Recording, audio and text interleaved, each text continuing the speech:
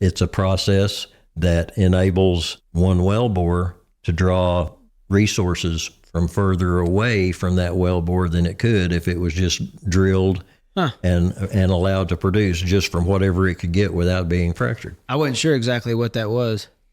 It's just, if you think about having two 2x4s nailed together and you could focus pressure between those two boards, you're going to start to part those boards. Well, subterranean structures, formations, sedimentary layers, you drill into them and you apply enough hydraulic pressure across that zone. You actually shoot holes in the pipe and you pressure up on that pipe against that formation, and you reach a pressure at which that rock starts to part, just as though it was two 2x4s or something like that. And you continue to pump at that pressure, at that parting pressure, and you continue to extend that crack further out away from the well bore.